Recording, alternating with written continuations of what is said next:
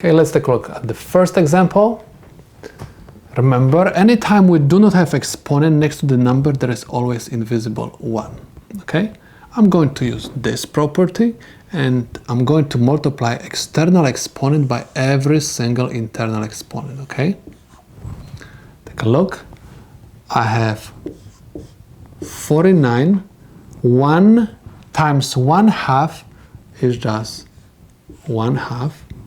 And I have I have minus 6. Let me write this step by step. I have minus, I'm going to convert this to fraction because I have fraction outside of the parentheses, minus 6 over 1 times 1 over 2 equals.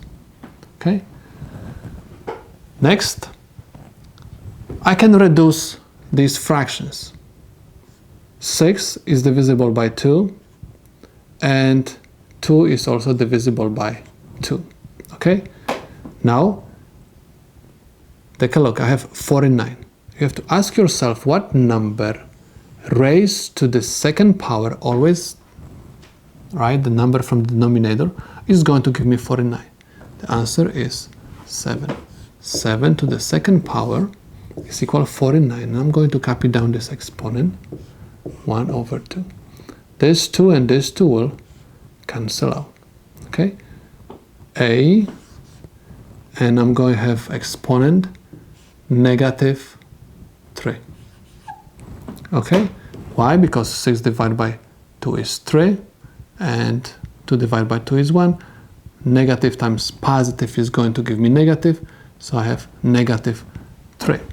Okay, so I'm going to have 7 a to negative 3. Now, because I have negative exponent, I'm going to convert everything to improper fraction. Anytime you want to convert negative exponent to positive, you're supposed to take this expression and bring this down to the denominator. That's why the answer is 7 over a to the third. This is the solution to this problem. Let's take a look at this example. Anytime we have the same base, we have to keep the base and add exponents. So I have x, and I have 3 over 4 plus 2 over 3.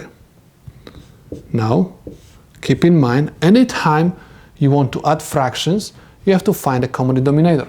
Common denominator for 4 and 3 is going to be 12. Okay, so I'm going to write 12, 12. You're supposed to ask yourself question, what number multiply by 4 is going to give me 12? It's 3. Okay, whatever I did in the denominator, I have to also do in the numerator. If I multiply 4 by 3, I have to also multiply 3 by 3. 3 by 3 is 9.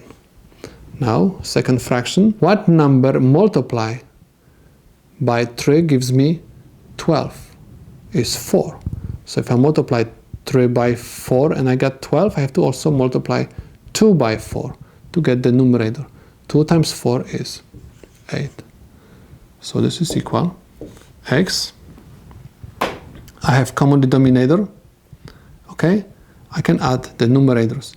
9 plus 8 is equal 17 over 12. In this case, we don't convert this improper fraction to the mixed number. We'll just leave like it is. We have to multiply external exponent by the internal one. Okay, so I'm going to have d 20 over 1 times 2 over 5. Anytime you multiply fractions, you have to reduce any numerator with any denominator. That's why I'm going to divide 20 by 5 and 5 by 5. Okay, so I have d 20 divided by 5 is 4 over 1 times 2 over 1. Anytime you multiply fractions, you have to multiply numerator by numerator, denominator by the denominator.